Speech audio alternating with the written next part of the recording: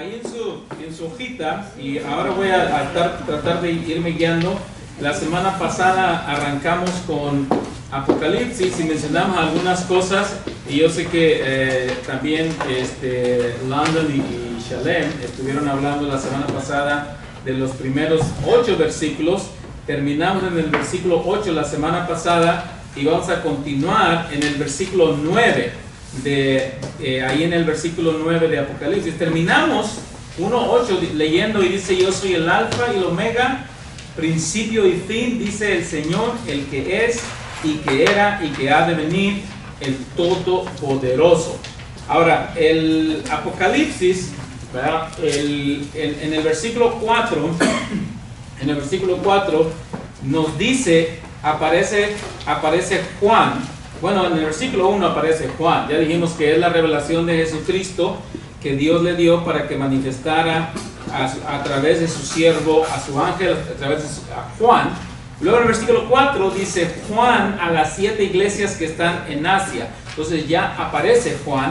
Pero cuando llegamos al versículo 9, entonces lo que encontramos es Juan se identifica como el que está escribiendo. Juan se va a identificar. Note lo que dice, versículo 9: yo Juan, vuestro hermano, yo Juan, vuestro hermano, y copartícipe vuestro en la tribulación, en el reino y en la paciencia de Jesucristo, estaba en la isla llamada de Patmos, por causa de la palabra de Dios y el testimonio de Jesucristo.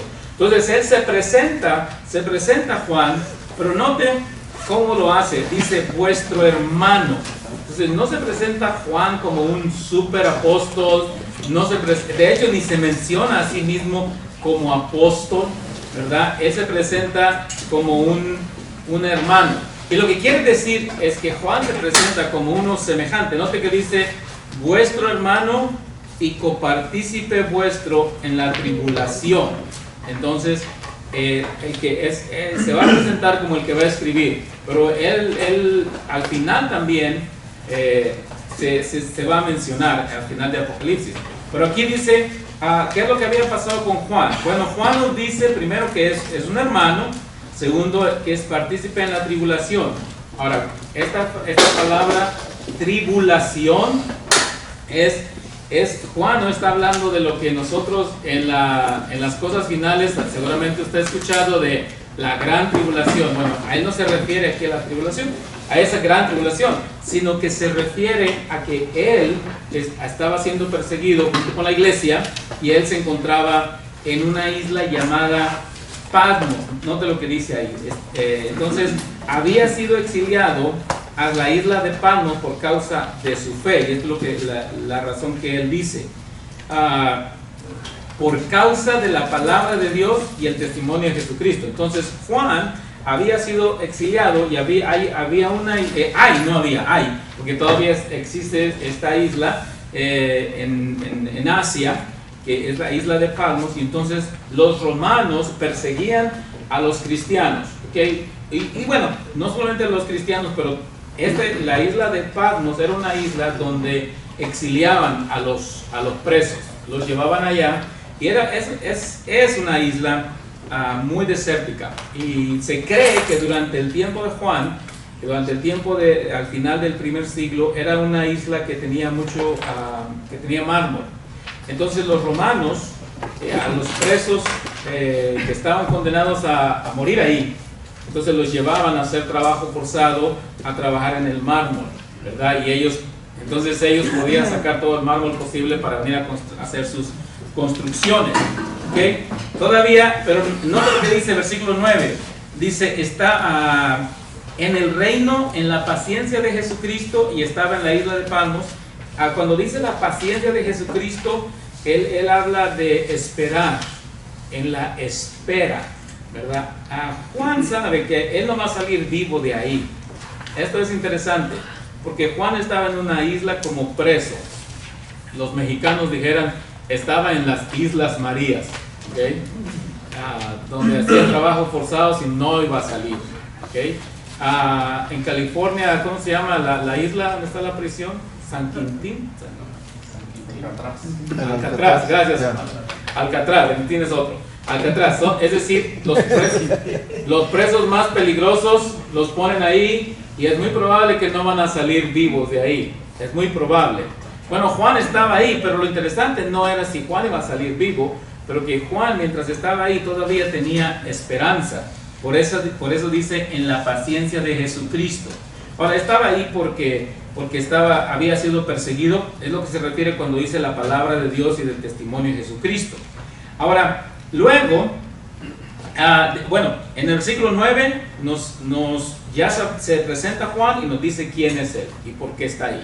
¿Okay? Juan no era un criminal, los romanos habían perseguido a los cristianos y entonces lo habían llevado ahí.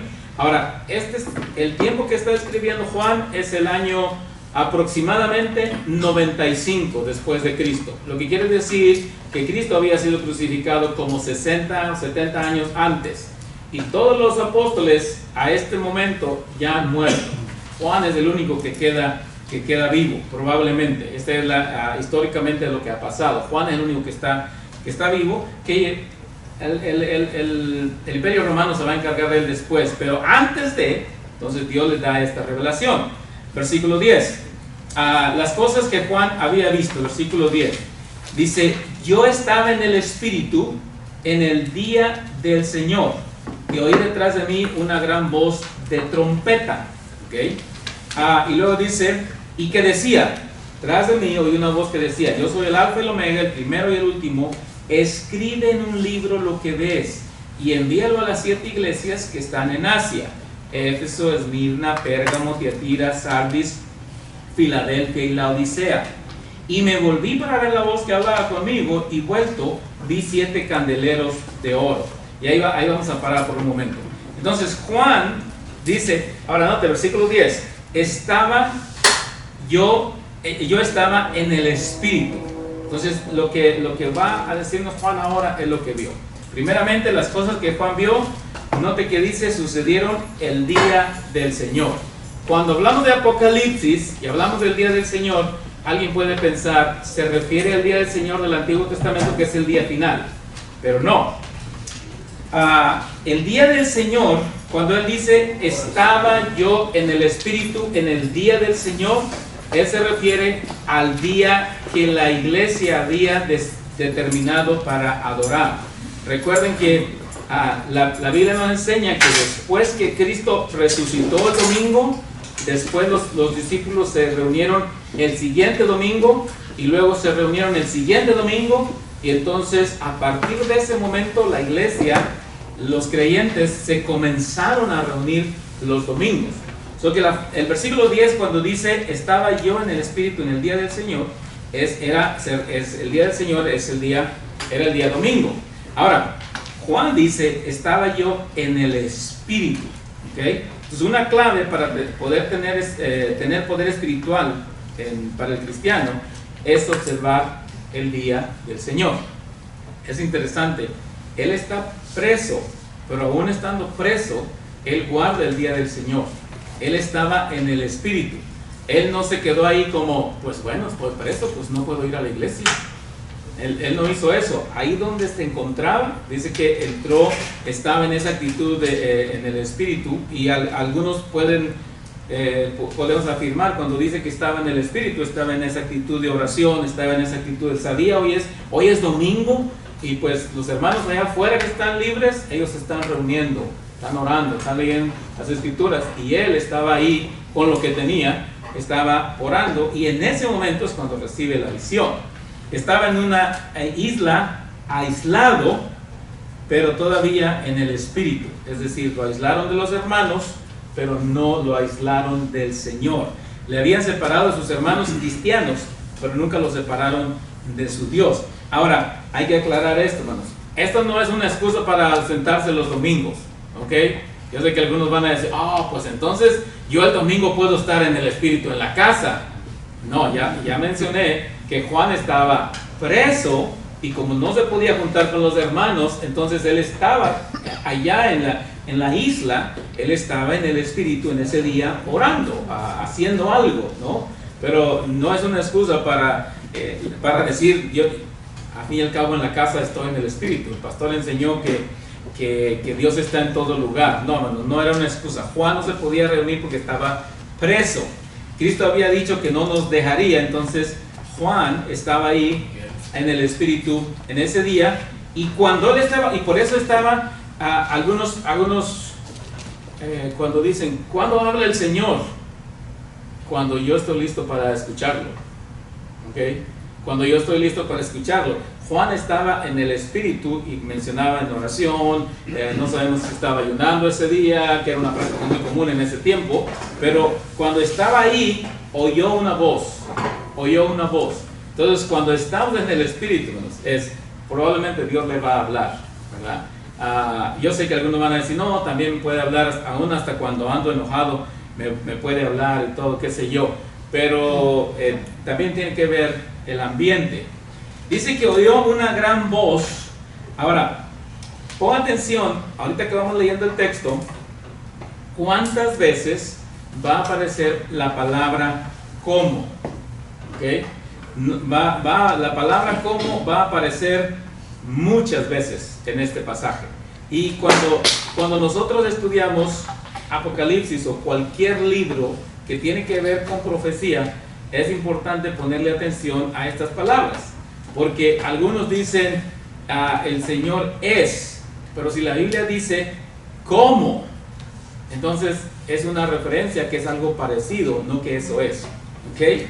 Dice que escuchó una gran voz como de trompeta, y es el primer cómo que vamos a ver. Bueno, ya mencionó, creo que anteriormente se ha mencionado.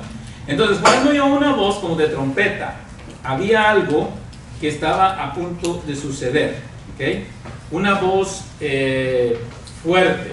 Él lo describe un poquito más adelante, ¿no? Y la voz como de trompeta, pero clara, porque Juan escuchó lo que dijo, versículo 11: yo soy el alfa y el omega, primero y último, que es lo que dice el versículo 8. ¿Okay?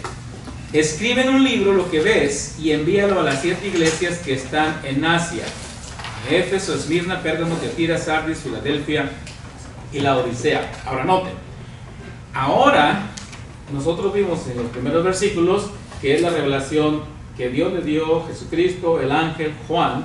Ahora Jesucristo le dice a Juan, escribe en un libro lo que ves. ¿Okay? Algunas versiones de la Biblia van a decir, escribe en un rollo, porque ese es el estilo del libro que ellos usan. No es un libro como nosotros los tenemos, ¿no? Que le abres aquí y empiezas a hojearlo. No, ellos tenían rollos. ¿Okay? Entonces empieza en los rollos, y cuando lleguemos a más adelante quita un sello, entonces es un rollo, que son rollos antiguos en los que ellos escribían. Entonces lo que la voz le dijo, que es Jesús, porque se identifica, para que Juan no pensaba que tenía alucinaciones porque había cenado, la cena no estuvo buena. Note, se identifica primero Jesús y le dice, yo soy el alfa y el omega, el primero y el último. Entonces Juan sabía eso, que ese era Jesús. ¿Okay?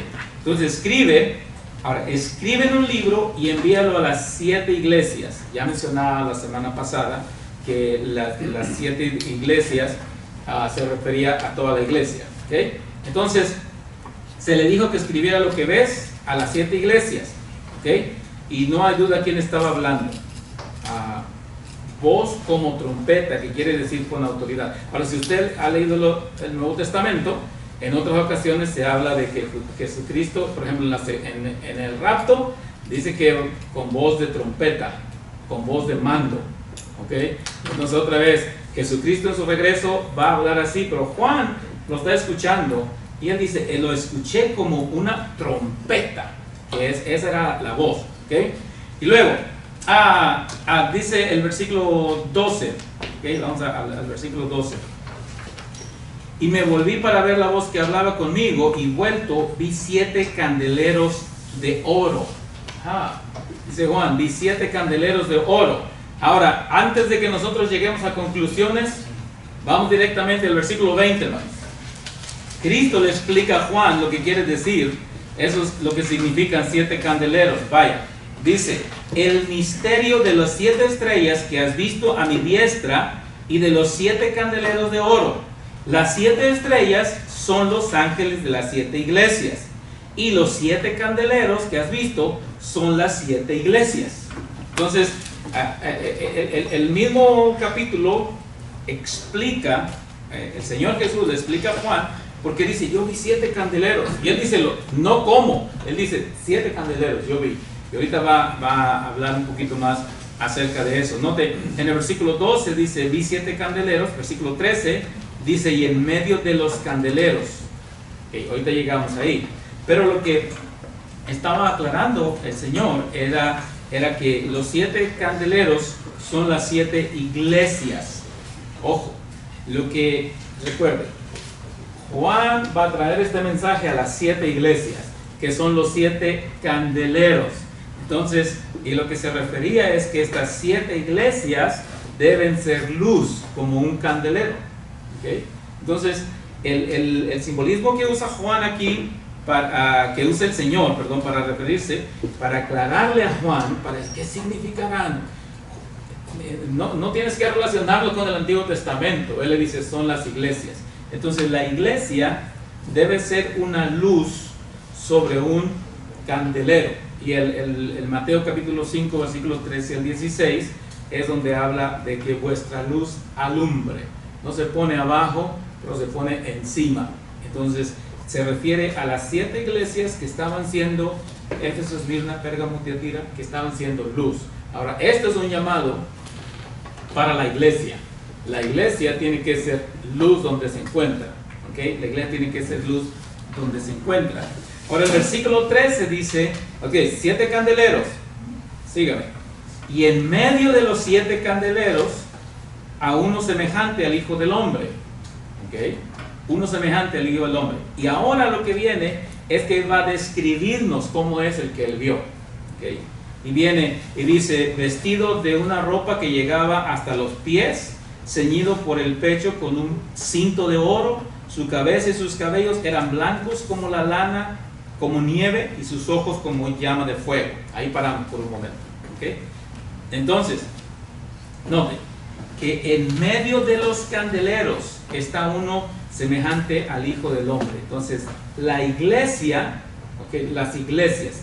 Ahora, 7 iglesias. ¿Por qué 7 iglesias? Ya mencionaron la semana pasada, pero déjame repetir.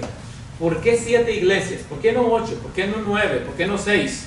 Bueno, de alguna manera, porque si ustedes han leído el Nuevo Testamento, hay otras iglesias que no se mencionan aquí. Por ejemplo, la iglesia de los Corintios, los Colosenses, no se mencionan aquí.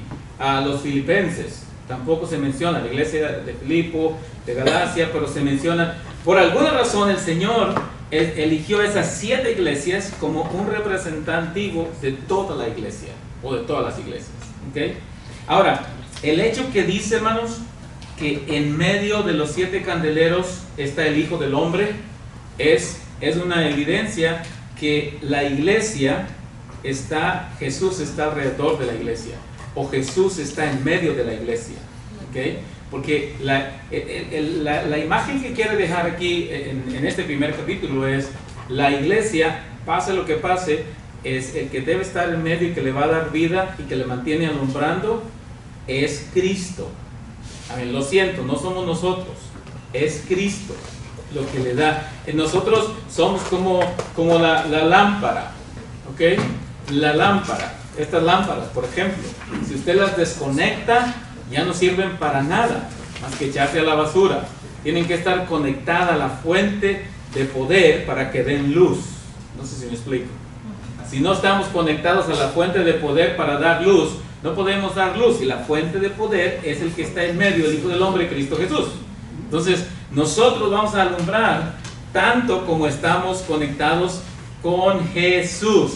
Interesante, pero miren, en el Antiguo Testamento, está en su hojita, el sumo sacerdote era el que se encargaba de cuidar los candeleros del tabernáculo. Era el que cada día tenía que estar al pendiente que no les faltara aceite para que estuvieran todo el tiempo encendidos. Entonces, la mención del versículo 13, que dice que uno semejante al Hijo del Hombre está en medio de los candeleros, es decir, Jesús siempre está en medio de su iglesia para darle fuerza y poder, para que siempre esté alumbrando. ¿Okay? Y eso que depende de nosotros alumbrar, depende de nosotros seguir manteniéndonos. Ahora, alguien léanos Hebreos 4:15, please, si alguien no lo puede leer, porque eso nos va a ayudar con otra parte del versículo 13 también. Esgrima. Que no tenemos un sumo sacerdote que no pueda compadecerse de nuestras debilidades, sino uno que fue tentado en todo según nuestra semejanza, pero sin pecado. Cristo Jesús, ¿ok? En el Antiguo Testamento, el sumo sacerdote tenía que preocuparse que no faltara aceite en el tabernáculo, en las lámparas. En el Nuevo Testamento, Cristo Jesús, en este simbolismo, la iglesia, entonces es como este candelero que está alumbrando y Cristo dándole poder para que pueda alumbrar. Él es nuestro sumo sacerdote. Ahora, la palabra hijo del hombre, la frase, perdón, hijo del hombre, si usted ha leído los evangelios, Lucas, Marcos, pero también Juan y Mateo, hablan de Jesús como el hijo del hombre. Es uno de los títulos que se le asigna a Jesús, el hijo del hombre. Y no quiere decir que Jesús era nomás humano, pero la frase que usa Lucas principalmente para referirse a Jesús como el hijo del hombre, es una manera de Jesús de identificarse con nosotros los humanos. Esa es la frase que tienen que ver. Entonces Juan dice que vio a uno como hijo de hombre. Ahora recuerden, Juan es el que escribió el evangelio, Juan es el que caminó con Jesús. Entonces cuando Juan voltea y ve, ¿okay? Cuando me volví para ver, versículo 12, entonces él puede identificar que el que está en medio de los candeleros, él lo conoce, él lo ha visto antes. Entonces él dice, semejante al hijo del hombre. La iglesia que estaba leyendo dice, oh, se refiere, ese es Jesús. Ahora va a describir más para asegurarnos que es Jesús. Vestido de una ropa que llegaba hasta los pies, ¿okay? Una ropa que llegaba hasta los pies. Entonces Juan dice, no es una criatura de apariencia extraña, pero es Cristo glorificado, es humano. Y esta fue la frase que usaba. Ahora, vestido de una ropa que llegaba hasta los pies, hermanos.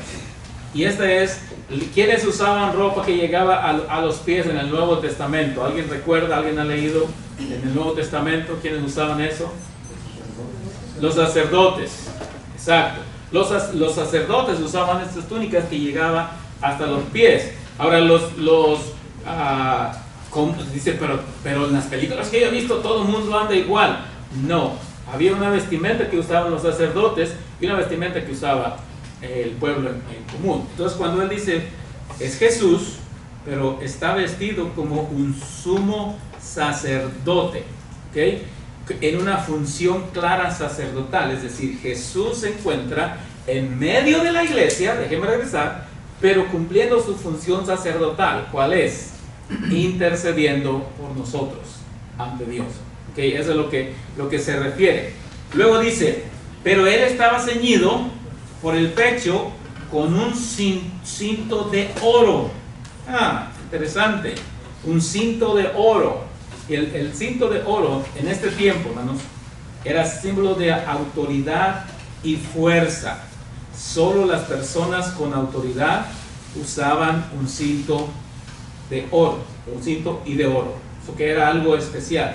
Entonces, Juan nos está describiendo lo que ve. Obviamente ya nosotros, y todos estamos de acuerdo, es Jesús, pero ¿qué significa todo eso? Pues significaba que no es el Jesús que viene y camina entre nosotros, en los humanos, pero es el Jesús resucitado con autoridad y con poder. La descripción que hace aquí tiene una referencia a eso, ¿verdad? No es un Jesús, el Jesús que tenemos que poner atención por la descripción que hace. Juan está impresionado por lo que vio, ¿ok? Está impresionado por lo que vio. La descripción sigue, mire, versículo 14. Su cabeza y sus cabellos eran blancos como blanca lana, como nieve. Y yo pienso que este es uno de los textos que han usado para algunas veces cuando representan a Dios. Todo no le ponen rostro, pero lo ponen como anciano, ¿no? y probablemente usan esto, pero esta descripción que hace Juan nos hace pensar en Daniel capítulo 7, versículo 9, donde ahí se habla de el anciano de días, ¿verdad? Hablando haciendo una referencia también a la justicia de Dios, pero la cabeza, sus cabellos blancos, habla de madurez, habla de blanca lana y como nieve, tiene que ver con pureza, ¿okay? Este es Jesús, ¿okay? Este es Jesús. Cuando leíamos en Hebreos 4:15, dice que fue todo como nosotros, pero sin pecado. Una referencia también a la justicia, blancos como lana blanca y como la nieve. Entonces, tiene que ser Jesús. Yo sé que todos estamos de acuerdo en eso. Pero luego hay otra descripción más, hermanos. Sus ojos como llama de fuego. Ahora noten, hasta aquí hacemos una pausa. Versículo 14, dos comos. ¿Ya se dio cuenta? Ahí aparecen dos comos más. ¿Okay? Sus ojos, interesante, como llama de fuego. Un traductor dice literalmente, puede traducirse como sus ojos lanzan fuego, como mamá cuando quiere que hagamos algo, ¿no? Así, esos ojos que dice, si tus ojos fueran cuchillos ya me hubieran matado. Pero aquí estamos hablando de Jesús, escuchen, de Jesús, que él mira. Primero, esta descripción habla de un Jesús que mira todo, un Jesús que tiene como llama de fuego, que no se le escapa nada, que no va a entender, ¿ok? O sea, alguna gente hace cosas y dice, ay, pues yo sé que el Señor me va a entender.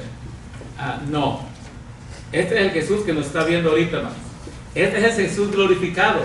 Este es el Jesús que nos está viendo. No está viendo como nosotros, sentimentales y emocionales. Ay, pobrecito, déjalo.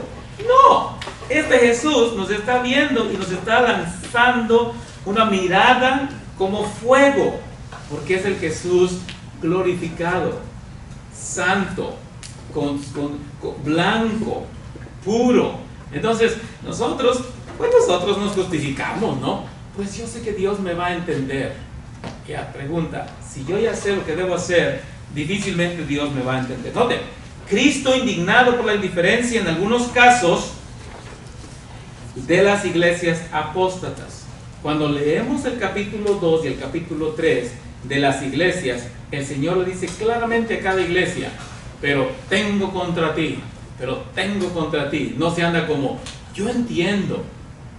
Les dice primero, has hecho un buen trabajo, te felicito, pero tengo contra ti, porque sus ojos están viendo, ¿verdad? Él está viendo absolutamente todo, como llama de fuego. No es posible esconderse en la mirada de Cristo, porque Él está viendo todo. Ay, pues los creyentes tenemos esa idea, ¿verdad? Aquí no puedo contestar mal a mi hijo, a mi esposa, pero en la casa, yo puedo hacer y deshacer. Aquí no puedo decir estas palabras, pero en el trabajo las puedo decir, ¿verdad? Porque tenemos la idea de Jonás. Una vez que salimos de Nínive, del área que Dios está, si yo me voy para este barco ya no me va a alcanzar. Algunos piensan que una vez que se salen del 307 Elm Street, donde está el templo, ya Dios no nos va a alcanzar, ¿verdad? Pero Cristo tiene ojos como llama de fuego. Nadie puede esconderse de la mirada de Cristo. Podemos escondernos de la mirada de Cristo, ¿ok? ¿Alguna vez usted puede esconderse de la mirada del policía? Ay, no me dio, llevaba 5 millas encima, 10 y no hizo nada. Algunos puede esconderse de la mirada de su esposa, de su esposo o de su papá, pero nunca puede esconderse de la mirada de Cristo. Luego dice, déjenme ver, ya no sé dónde ando, ¿ok? Sus pies, versículo 15, semejante al bronce bruñido, refulgente como un horno, y su voz como estruendo de muchas aguas. Sus pies semejante al bronce bruñido. Esta frase nos recuerda el altar de bronce del tabernáculo, donde se juzgaba el pecado. Pero la palabra bronce, el metal era un metal que había sido pasado por fuego y había sobrevivido al fuego y era fuerte. Entonces este es Cristo que pasó todo el Calvario y resucitó y ahora está vivo. Y esta es la parte en los pies semejantes al bronce bruñido. Entonces tiene que ver como este es Jesús que ha sobrevivido a todo y es poderoso y puede enfrentar cualquier cosa porque es Dios, yo sé, hermanos, ¿okay? Pero se habla también al recordar el tabernáculo y el altar de bronce, también Él es el que puede juzgar nuestro pecado, el que juzga nuestro pecado. Yo sé que a algunos, sobre todo cuando pecamos, pues no nos gusta que nos juzguen los demás. No, nadie nos diga nada, porque y algunos usan frases de Jesús fuera de contexto, fuera de orden, y dicen, mira, ni Jesús le dijo a esta mujer, ni yo te condeno. Y ahí paran el pasaje, pero nunca siguen leyendo el pasaje. ¿Alguien sabe qué dice después? Vete, pero no peques más. Vete y no peques más. Esa frase es la que todo el mundo ignora. Ni yo te condeno. Sí, Jesús no condena. No, Jesús le dijo, ni yo te condeno, porque es Jesús el que perdona. ¿Ok? Por eso dice, pero no hagas más eso. Eso es lo que le dice. Y he escuchado esa frase muchas veces. La gente la ha usado para justificar faltas. Bueno, aquí se presenta como Jesús el que hace juicio. Hermanos, Jesús tiene todo el derecho, porque según Mateo capítulo 28, Él tiene toda la autoridad en el cielo y en la tierra, y Él sí puede juzgarme, sin ningún problema, ahora mismo. No tiene que esperarse hasta el final. Su voz, dice, déjenme ver, como estruendo de muchas aguas. Una voz de poder y autoridad. ¿Okay? Yo no sé cuándo fue la última vez que usted estuvo en una cascada, en una caída de agua, en unas cataratas o algo, pero cuando, no importa qué tan grande sea la cascada, si usted se mete en medio, es fuerte el ruido de las aguas, ¿okay? Es fuerte, ¿okay? Cuando regrese Cristo, otras voces acallarán ante la resonante y abrumadora voz del Hijo de Dios. Pero esto tiene que ver también con autoridad. Tiene que ver con autoridad. Y luego, versículo 16, seguimos porque creo que estoy viendo el reloj, se me acaba el tiempo. ¿Okay? Versículo 16 dice, tenía a su diestra 7 estrellas. De su boca salía una espada aguda de 2 filos y su rostro era como el sol cuando resplandece en su fuerza. Ahora, las 7 estrellas ya la explicó el versículo, la va a explicar más adelante en el versículo 20. ¿Qué son las siete estrellas? Pues son los 7 ángeles, versículo 20. Ahora, la palabra ángel es mensajero, ¿okay? Entonces las 7, ya mencionó las 7 iglesias, las 7 estrellas son los mensajeros. Ahora, noten lo que dice, hermanos. Dice que tiene a su diestra, tiene las 7 estrellas. En otras palabras, Cristo dice, yo estoy responsable de los mensajeros. El problema, ¿de cuáles mensajeros? Pues de las 7 ángeles de las 7 iglesias. Entonces se refiere a los mensajeros. Se refería a los que daban el mensaje en la iglesia. Algunos han dicho al pastor, o algunos han hablado también de ángeles literalmente, pero la palabra mensajero aquí quiere decir a los que estaban como mensajeros en esa iglesia. Dice Cristo, yo, cuando la frase dice que los que estaban a su diestra, es decir, estaban bajo su control. O, como alguien ha dicho, que el mensajero debe estar bajo el control de Cristo, ¿verdad? Y cuando el mensajero está bajo el control de Cristo, el mensajero va a dar el mensaje que Cristo le da. Pero cuando el mensajero comienza a dar su propio mensaje, frustraciones y todo, entonces el mensajero ya no está haciendo lo que debe hacer como parte de dar mensaje de Cristo. Luego habla de su espada de su boca salía una espada. ¿Dónde? Salía una espada, nosotros ya sabemos, en una referencia clara en Hebreos capítulo 4, versículo 12, a la palabra de Dios como una espada de 2 filos. Una espada de dos filos. Entonces dice, sale una espada, y lo que va a venir después, obviamente es la palabra del Señor. ¿Okay? Luego se describe, dice, su rostro era como el sol cuando resplandece en su fuerza. Esto nos recuerda a otra ocasión. ¿Alguien quiere leernos Mateo 17:2? Mateo 17:2, hermanos. Si lo encuentra, ayúdenme leyéndolo. Y se transfiguró delante de ellos, y resplandeció su rostro como el sol, y sus vestidos se hicieron blancos como la luz. Ok, entonces esto ya había pasado en otra ocasión, que Cristo resplandeció como el sol. Ahora dice que su rostro era como el sol cuando resplandece en su fuerza. Entonces, Juan ya lo había visto antes, y él está tratando de conectar. Este es Jesús, ¿verdad? Eso sucedió en la transfiguración, ¿okay? En la transfiguración. Entonces, la descripción que hace Juan, hermanos, aquí de Jesús, este es Jesús glorificado.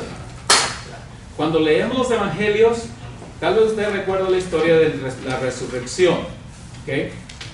Dice la Biblia que Jesús les dijo a los discípulos, a las mujeres, vayan y digan dijeran a los suyos que él había resucitado. Pero las mujeres se quedan, y Juan menciona, creo que es Juan el que menciona, que cuando ellas iban, apareció Jesús, y luego las mujeres quisieron tocarlo, y Cristo le dijo, no me toquen, aún no he subido al Padre, dice Jesús. ¿Okay? Y luego después, cuando llega a la casa donde están encerrados los discípulos asustados, entonces les dice, sí, tóquenme.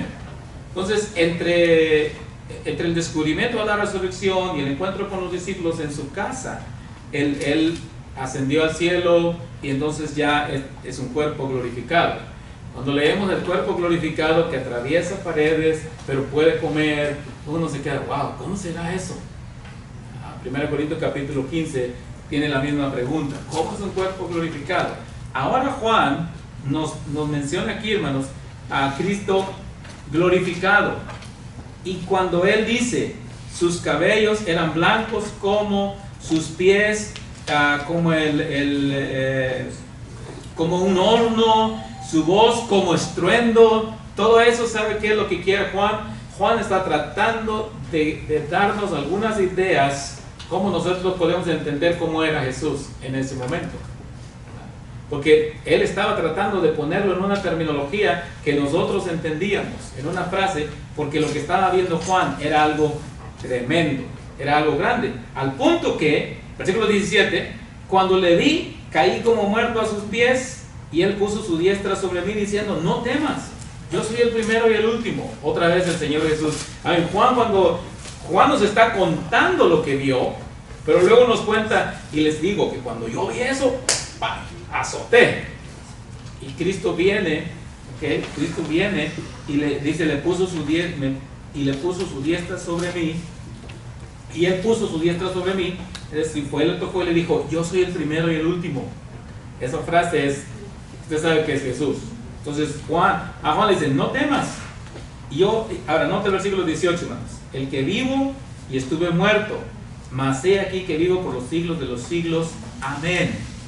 Es Jesús. Entonces Juan está tan impresionado con lo que vio, que está diciendo, pues, ¿qué fue lo que vi? Y Cristo quiere asegurarle que es Él. Pero nota la última parte del versículo 18.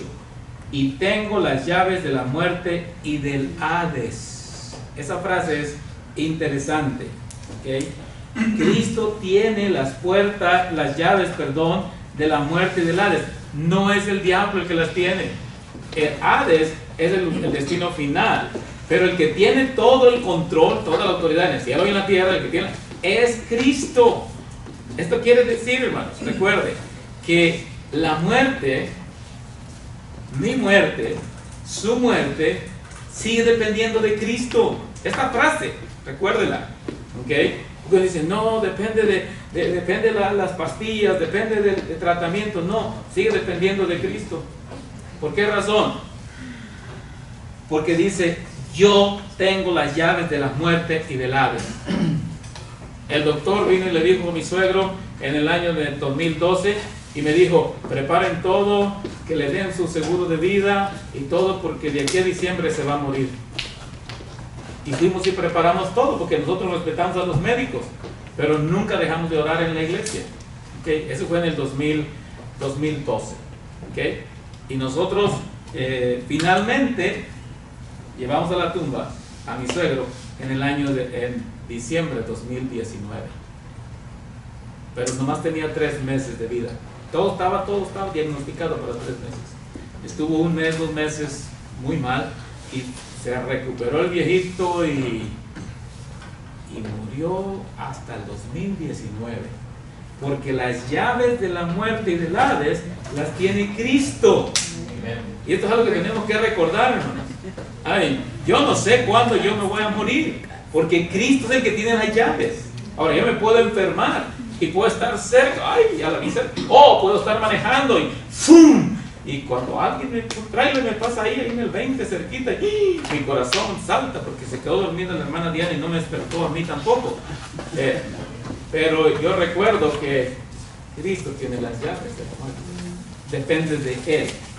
Ahora luego le dice, y ahí está el resumen de Apocalipsis, versículo 19. Escribe las cosas que has visto y las que son y las que han de ser después de estas. ¿Qué quiere decir? Lo que el capítulo 1 dice, las cosas que has visto, capítulo 2 y 3, las que son presente, y capítulo 4 en adelante, las que han de ser después. Capítulo 4 en adelante, hermanos, es profecía hacia el futuro. Pero capítulo 1, 2 y 3 es pasado y presente, y eso lo vamos a estar estudiando. Y luego, una aclaración, versículo 20, para decirnos que sí que eran los 7 candeleros, ¿okay? Y las 7 estrellas y los 7 candeleros, ya mencionaba eso, que el Señor le explica a Juan, lo que viste, esto es. Ahora, este versículo 20 nos ayuda para entender cómo podemos entender la Biblia a través de la misma Biblia. ¿Okay? Es la misma Biblia. La Biblia es decir, la Biblia es la revelación de Dios. Entonces, pastor, ¿cómo yo puedo entender la Biblia? La única manera que usted y yo podemos entender la Biblia es estudiando la Biblia. ¿Okay? No, mire, que si yo escucho al predicador Juan o escucho al predicador no sé qué, que si escucho, yo voy a entender mejor la Biblia. Tal vez, a lo mejor se va a confundir más. Pero si usted se dedica a leer la Biblia constantemente, usted va a entender la Biblia. Porque la Biblia se explica a sí mismo.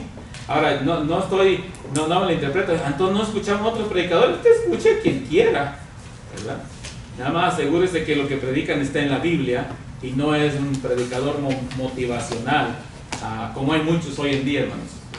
Hay muchos predicadores. Yo también escucho predicadores, pero siempre pienso, ¿qué dice la Biblia?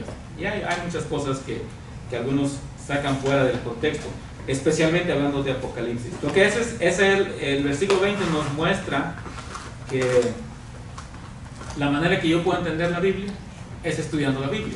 O como decía en el versículo 3, bienaventurado el que lee, oye y guarda las cosas en ella escritas. Entonces es la misma Biblia la que se ve. ¿Cómo quiero saber? En el estudio bíblico usted va a encontrar la respuesta a lo que no entiende la Biblia.